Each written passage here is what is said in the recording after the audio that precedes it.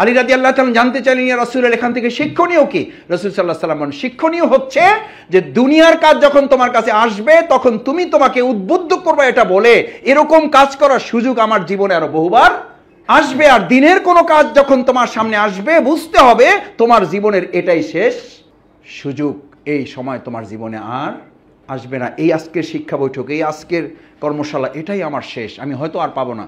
আলহামদুলিল্লাহ, সালাতু ওয়াসসালামু আলা রাসূলিল্লাহ ওয়া আলা আলিহি ওয়া সাহবিহি আজমাইন। আসসালামু আলাইকুম ওয়া রাহমাতুল্লাহি ওয়া বারাকাতুহু। আল্লাহ সুবহানাহু ওয়া তাআলা আপনাদেরকে কিন্তু এই একই সাথে দুই নিয়ামতে অন্তর্ভুক্ত করেছেন। আল্লাহ আপনাদেরকে সম্মানও দিয়েছেন, আল্লাহ আপনাদেরকে হালাল বরকতপূর্ণ রিজিকও দিয়েছেন। এই জন্য আমরা একবার অন্তঃস্থল থেকে আল্লাহর দরবারে শুকরিয়া আদায় করি, আলহামদুলিল্লাহ। সম্মানিত ভাইয়েরা, দ্বিতীয় কথা হচ্ছে, দেখুন, আমরা যদি নিজেদের প্রতিষ্ঠা করতে চাই, আল্লাহ তাআলা প্রতিষ্ঠার কথা প্রথম আপনার জন্য বলে নেই। আল্লাহ তাআলা প্রথম প্রতিষ্ঠার কথা বলেছেন আকিমুদ্দিন, তোমরা দিন প্রতিষ্ঠা করো, দিন তোমাদেরকে প্রতিষ্ঠিত করে দেবে। গোটা পৃথিবীতে মুসলিম উম্মার কিন্তু সংকট নেই, সংকট আমাদের মর্যাদার না, আমাদের সম্মানের সংকট না, আমাদের সংখ্যারও সংকট না। গোটা বিশ্বে মুসলিম কিন্তু একটা গুরুত্বপূর্ণ জায়গায় আছে। কিন্তু আমাদের মূল অসুবিধাটা কোথায়? অসুবিধাটা হলো গোটা মুসলিম আলাদা আলাদাভাবে, বিচ্ছিন্নভাবে সে তার মতো করে প্রতিষ্ঠা হতে চাচ্ছে। অর্থাৎ আমরা ডিভাইসটা চেঞ্জ করে ফেলেছি, থিঙ্কিংটা চেঞ্জ করে ফেলেছি, আমাদের পলিসিটাকে আমরা একটু উল্টে ফেলেছি। আমাদের কথা ছিল আমরা দিন প্রতিষ্ঠার জন্য ব্যস্ত হব, আল্লাহ আমাদেরকে প্রতিষ্ঠিত করে সমৃদ্ধ করবেন। কিন্তু এখন আমি আমাদেরকেই বলতে শুনি, ভাই একটু সময় দেন, প্রতিষ্ঠিত হয়ে নেই, তারপরে কি করা যায় দেখি। একটা বিপ্লবের জন্য থিঙ্কিংটা হচ্ছে এইটুকু ধারণ করা যে আমি দিন প্রতিষ্ঠিত করব, আল্লাহ আমাকে প্রতিষ্ঠিত করার দায়িত্ব তিনি গ্রহণ করবেন এবং ওই প্রতিষ্ঠার মধ্যে আল্লাহ তাআলা মর্যাদা, সম্মান নিহিত করবেন। আমরা প্রায় আয়াতেও তেলাওয়াত করি, অত ইজ্জু মান তাশাউ ওয়া তুযিল্লু মান তাশাউ বিয়াদিকাল খায়র। আপনি যদি এটা বিশ্বাস করেন, ইন্নাকা আলা কুল্লি শাইইন কাদির, আমি যদি এটা বিশ্বাস করি যে আমার সম্মান, মর্যাদা, অপমান, লাঞ্ছনা এটা আল্লাহর হাতে নিবন্ধ, এটা আমার হাতে না, তার মানে আমরা হাত পা ছেড়ে বসে থাকবো? অর্থ তা না। অর্থ হচ্ছে এটা, আমি দিন প্রতিষ্ঠার জন্য প্রেশান হব, আল্লাহ তাআলা আমাদেরকে প্রতিষ্ঠিত করার দায়িত্ব তিনি গ্রহণ করবেন। দ্বিতীয় ইস্যু হচ্ছে, আমার সমস্ত প্রচেষ্টার কেন্দ্রবিন্দুটা যদি ঠিক না থাকে তাহলে খেলা ভালো হবে, গোল হবে না। এটা কোরআন বলে দিয়েছে, এটা তো জামাতের কথা না, এটা তো এই পেশাজীবী অঙ্গনে চিকিৎসকদের কোনো কথা না, এটা তো আপনাদের আবিষ্কৃত কোনো তথ্য নয়, এটি তো ডাক্তার শফিকুর রহমানের কোনো আলাদা কোনো বক্তব্য নয়, এটা আল্লাহ তাআলা প্রদত্ত বক্তব্য। আমি 3টি টার্গেট নির্ধারণ করে দিয়েছি। ইন্নী জাইলুন ফিল আরদে খলিফা, সে আমার প্রতিনিধিত্ব করবে। আপনাদের তো রিপ্রেজেন্টেটিভ থাকে, মেডিকেল রিপ্রেজেন্টেটিভ আছে না? নেই। মেডিকেল রিপ্রেজেন্টেটিভের কাজ কি? এটা কী করে? এরা যদি এই কথা বলে আপনাদের ওখানে গিয়ে, দূর স্যার সময় দিতে পারে না, এই স্যারের পিছনে ক্ষমাখা সময় ব্যয় করে লাভ নেই। যে মাসুদ ভাই কী বলবো বলেন, আমি মাস্টার ডিগ্রি করা একটা লোক, একজন ডাক্তারের কাছে সময় নিই, সময় নিয়ে যাওয়ার পরও তার যে অ্যাটেন্ডেন্ট থাকে সে হলো 8 পাস অথবা 9 পাস অথবা এসএসসি পাস, সে আমারে যে ধমকটা দেয়, কয় যে স্যার খুবই ব্যস্ত, আপনি আসছেন কী জন্য, বসেন, আপনার আসারও আর টাইম পেলেন না। তখন মনে হয় ব্যাগটাকে এই সমস্ত ছেড়ে চাকরি বাকরি বাদ দিয়ে চলে যায়।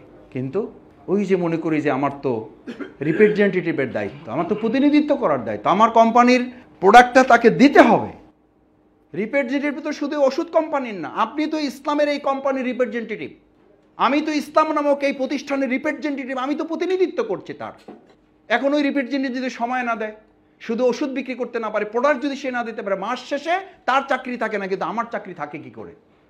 আমি আল্লাহর প্রতিনিধিত্বের চাকরি থাকে কি করে যে আমি 5 জনকে কর্মী বানাইতে পারলাম না, আমি 5 জনকে নামাজের প্রোডাক্টটা তাকে ধরাইতে পারলাম না, আনাকিমুদ্দিনের কর্মী তাকে আমি বানাইতে পারলাম না, এই প্রোডাক্ট আমার বৃদ্ধি হলো না, ওখানে ওষুধ বিক্রি করে প্রোডাক্ট দিতে না পারলে তার চাকরি থাকে না, তার প্রমোশন হয় না, তার কমিশন হয় না, যোগ হয় না। কিন্তু আমার চাকরি, আমার প্রমোশন, আমার কমিশন থাকে কি করে? সে ধৈর্যশীল। এই একই কথা আল্লাহ রিপ্রেজেন্টেটিভ যারা প্রতিনিধিত্ব করবে তাদের জন্য বলা আছে, তারা সবরের দিক থেকে সবচেয়ে শক্তিশালী হবে। তারা অন্যের সাথে ঝগড়া করবে না, তর্ক করবে না, মেজাজের খেই হারিয়ে ফেলবে না। তারা এই কথা বলবে না যে এত চেষ্টা করার পরও হইল না, তাইলে আমি এটা ছেড়ে দিলাম। প্রিয়নবী মুহাম্মদুর রাসূলুল্লাহ সাল্লাল্লাহু আলাইহি ওয়াসাল্লাম ইসলামের এই বেসিক দায়িত্ব পালন করতে গিয়ে যখন কিছুটা তার মধ্যে উদ্বেগ, উৎকণ্ঠা তৈরি হয়েছে, আল্লাহ তাআলা সোজা আয়াত নাজিল করেছেন। আমি অনেক সময় বলি, আমাদের তো একটু কড়া কথা আলোচনা হইলে বলেন যে এই যে আমরা যে ডাক্তাররা সামনে বসে আছি, এইটাও আপনারা একটু হিসাব করেন না। আপনি তো ডাক্তার বসে আছেন সামনে, আর আল্লাহ যার সামনে আয়াত নাজিল করতেছেন সে হলো আল্লাহর তাআলার সেই প্রিয় মানুষ যে যার প্রতি ঈমান না আনলে, যাকে আনুগত্য না করলে আল্লাহকে ভালোবাসা হবে না, আল্লাহর আনুগত্য করা হবে না, সেই রাসূল সাল্লাল্লাহু আলাইহি সাল্লামকে আল্লাহ স্মরণ করাচ্ছেন, যদি আমার দেওয়া প্রতিনিধিত্বের ক্ষেত্রে সামান্য এফর করো, সামান্য ডান বাম করো, ওয়াইন কানা কাবুরা আলাইকা ইরাদুহুম জাহিদু ফিল্লাহি হাক্কা জিহাদিহি, তোমার প্রচেষ্টাটা এমন হবে, হাক্কা জিহাদিহির অর্থ হচ্ছে আপনাকে যদি পানির নিচে কেউ চেপে ধরে তাহলে ওখান থেকে মাথা উঠিয়ে অক্সিজেন গ্রহণ করার চেষ্টাটা কেমন, শুধু অক্সিজেন গ্রহণ করার এই প্রচেষ্টাটুকুতে হাত পা বাঁধা অবস্থায় বিছানা সহসে উল্টে পড়ে যাচ্ছে। এই দৃশ্য দেখে আমার তো কিছুই হলো না, আমি তো স্বাভাবিক অক্সিজেন গ্রহণ করতে পারছি, আমার হাতও বাঁধতে হয় নাই, আমার পাও বাঁধতে হয় নাই, আমি বিছানা নিয়ে উল্টেও পড়ে যেতে হচ্ছে না। আপনার রিপোর্ট রাখার প্রচেষ্টাটা এমন হবে যে এটা রাখলে ঈমান থাকবে, এটা না রাখলে আমার ঈমান চলে যাবে। আপনার সালাতুল ফজর জামাতের সাথে পড়ার প্রচেষ্টাটা এমন হবে, এই সালাত জামাতে পড়লে ঈমান থাকবে, না হলে ঈমান থাকবে না। আপনার দাওয়াতি কাজের প্রচেষ্টাটা এমন হবে, আমি নামাজ জামাতে পড়লে ঈমান থাকবে, না হলে না থাকবে। আমি আল্লাহর জমিনে খরচ করলে অর্থ আমার খরচের পরিমাণটা বাড়বে না, বরং জমার পরিমাণটা বাড়বে। দুনিয়ার জন্য যা খরচ করেন এটা খরচ, আর যা আল্লাহর পথে দেওয়া হয় এইটাই শুধু কি, আল্লাহ তাআলা বলেছেন তোমার সবচেয়ে প্রিয় সম্পদ আল্লাহর জন্য ব্যয় করো, এটা হচ্ছে দলিল। আপনার সর্বোচ্চটুকু আপনি ইসলামের জন্য দিতে পারছেন, এটাই জমা। এটা স্ত্রীকে বলা উচিত, এটা সন্তানকে বলা উচিত যে আল্লাহর জন্য খরচ করা হয়। আল্লাহ সুবহানাহু ওয়া তাআলা কোরআনে যত জায়গায় প্রচেষ্টার কথা বলেছেন, লড়াইয়ের কথা বলেছেন, সংগ্রামের কথা বলেছেন, প্রত্যেক জায়গায় ওয়াতুজাহিদুনা ফি সাবিলিল্লাহি বিআনফুসিকুম ওয়া আমওয়ালিকুম, আগে জীবন তারপরে সম্পদ। যে আপনি সম্পদই দিতে পারেন না, আপনি জীবন দেওয়ার স্লোগান দিবেন, এটা নির্বুদ্ধিতা ছাড়া আর। সম্পদ দেওয়াটা হচ্ছে আপনার একটা রিহার্সাল, একটা প্র্যাকটিস। আপনি সম্পদ দিতে পারেন, আল্লাহর কাছে এটা গ্রহণযোগ্য হবে যে আপনি প্রয়োজনে জীবনও দিতে পারবেন। সম্পদই দিতে পারলাম না, জীবন দেওয়ার কথা দেবো, সেটা হইতে পারে, জীবন এর আগেও বহুবার দিয়েছি, প্রয়োজন আরও দিব, প্রয়োজনে লোক পাঠাবো, কিন্তু নিজে যাব না। তাদের কথা তো আলাদা, সেই থিওরি তো আলাদা, আমরা তো সেই থিওরির লোক না। আমাদের স্বাস্থ্য সেবায় যারা আপনারা কাজ করছেন, আলহামদুলিল্লাহ, এটি সাদাকায়ে জারিয়ার এক বিরাট অংশ। দিন কায়েমের জন্য একটা বিরাট প্ল্যাটফর্ম। আপনি 24 ঘন্টা ঘুম এবং আপনার ব্যক্তিগত কিছু কাজ বাদ দিয়ে পুরো সময়টাকে দিনের জন্য আপনি কাজে লাগাতে পারেন। যে আল্লাহ তাআলা আপনাকে পৃথিবীর সেরা নেয়ামত দিয়েছেন সময়। একজন মানুষ পৃথিবী থেকে, আপনাদের সায়েন্সের ভাষায় বলেন, একজন মানুষ পৃথিবী থেকে কখন চলে যায়? বাড়ির অভাবে, টাকার অভাবে, গাড়ির অভাবে, থাকার অভাবে, চিকিৎসার অভাবে, কিসের অভাবে? তার কি নাই আসলে? সময় নাই। সময় নাই। আপনারা বলেন হার্ট অ্যাটাক করে মারা গেছে, আর ইসলাম বলতে বলেছে মারা যাওয়ার কারণে হার্ট অ্যাটাক করানোর মারা যায় না, আসলে মারা যাওয়ার সিদ্ধান্ত হয়েছে, এই জন্য তার হার্ট অ্যাটাক করেছে। নাহলে মুসা আলাইহিস সালাম, দাউদ আলাইহিস সালাম কেন মারা যাওয়ার জন্য তাদেরকে এত কিছু কৌশল করতে হলো? আজরাইল গিয়ে তো তার কাছে বলছে যে আমি আসছি আপনার মৃত্যুবরণ করার জন্য, এক থাপ্পড়ে ওর গাল ফাটাই দিছে। ফাইজলামি পাইছে, তুমি আমার ইয়ার জন্য, জান কবজ করার জন্য আসছে, তোমার কে সাহস দিছে? ও বেচার একটু ভুল করছে যে সে কার পক্ষ থেকে আসছে এটা বলে নাই। কার পক্ষ থেকে? আল্লাহর পক্ষ থেকে আসছে, এই কথাটুকু বলতে সে ভুল হয়ে গেছে। বলছে যে আমি জান কবজ করার জন্য আসছি। আল্লাহর কাছে গিয়ে হাজির, আল্লাহ কার কাছে পাঠাইছে? বলছে কার কাছে? বলছে যে গেছিলাম আপনার নবী মুসার কাছে। বলছে কি বলছে গিয়া? বলছি যে আমি জান কবজ করতে আসছি। বলছে তুমি তো ভুলই করছো, তার কাছে বলতে হইতো যে আমি কার পক্ষ থেকে আসছি? আল্লাহর পক্ষ থেকে। এবার আমার কথা গিয়ে বলো যে আমি আল্লাহর পক্ষ থেকে আপনার জান কবজ করার জন্য। এবার সে বলছে যে আচ্ছা বসো। আপনার কাছে কি এরকম বলে কয়ে আসবে? আমার কাছে বলে কয়ে আসবে? আসবে না। তাহলে আমার করণীয়টা কি? করণীয়টা হচ্ছে যে এই শেষ কথাটা বলার জন্য এই প্রসঙ্গটুকু তুলেছি। ভাইয়েরা, আমরা অনেক সময় বলি ভাই একটু সময় দেন, ভাই চেষ্টা করতেছি, ভাই আপনি সালাতুল মাগরিবের পরে এশা পড়তে পারবেন, এই গ্যারান্টি কার কাছে, কার কাছে আছে? সাধারণ মানুষ এটা বুঝতে না পারলে আপনি তো বুঝতে পারার কথা। কোনো অসুখের দরকার নেই, কোনো অসুস্থতার দরকার নেই। অসুস্থতা এইটুকুই যে তার মৃত্যুর ফায়সালা হয়ে গেছে। সালাতুল মাগরিব দাঁড়াবেন এই পেরেশানি নিয়ে যে রাসূল সাল্লাল্লাহু আলাইহি সাল্লাম বলছেন, ইয়া রাসূলুল্লাহ আমার সালাতুল মাগরিব, সালাতুল জোহর, সালাতের মধ্যে আমার মনোযোগ আসে না। রাসূল সাল্লাল্লাহু আলাইহি সাল্লাম বললেন, সালাতের মধ্যে এই পেরেশানি রাখবা, আমামা রব্বাহু, তুমি রবের সামনে দাঁড়িয়েছো, এই পেরেশানি রাখবা। অরা জাহরুল মালাকুল মাউত, তোমার পিছনে কে আছে? মৃত্যুর ফেরেশতা আছে। এই পেরেশানি নিয়ে সালাতে দাঁড়াবা। বিল ইয়ামিনে জান্নাহ বিশ শিমালে জাহান্নাম, তোমার ডান পাশে জান্নাত, বাম পাশে জাহান্নাম। তুমি পুলসিরাতের উপরে দাঁড়াইছো, তুমি প্ল্যাটফর্মে দাঁড়াও নাই, তুমি জায়নামাজে দাঁড়াও নাই, তুমি মসজিদের ফ্লোরে দাঁড়াও নাই, তুমি দাঁড়াইছো পুলসিরাতের উপরে। সামনে আল্লাহ, পিছনে মালাকুল মাউত। শুধু ফায়সালা হবে এটার উপরে, এটার উপরে। তাহতা আকদামিল পুলসিরাত, তোমার পায়ের নিচে পুলসিরাত। বিল ইয়ামিনে জান্নাহ ও বিশ শিমালে জাহান্নাম, একটু এদিক ওদিক হয়ে যাবে, তুমি জাহান্নামে পড়ে যাবে অথবা জান্নাতে পড়ে যাবে।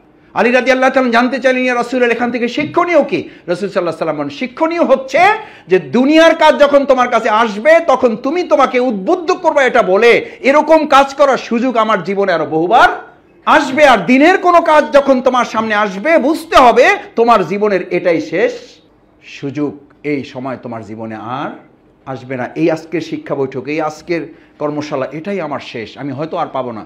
সেই পেরেশানি নিয়ে যে আব্দুল্লাহ বাজাদাইন রাদিয়াল্লাহু তাআলা এখান থেকে সিদ্ধান্ত নিয়ে উঠে গিয়েছিলেন, বিছানায় ইন্তেকাল করেছেন, আল্লাহ তাআলা তাকে শাহাদাতের মর্যাদা, জীবন্ত শহীদ বলে জিবরাইল আমিনকে পাঠিয়ে রাসূল সাল্লাল্লাহু আলাইহি ওয়াসাল্লামকে জানিয়েছেন, তার নাম শহীদদের তালিকায় লিপিবদ্ধ করো।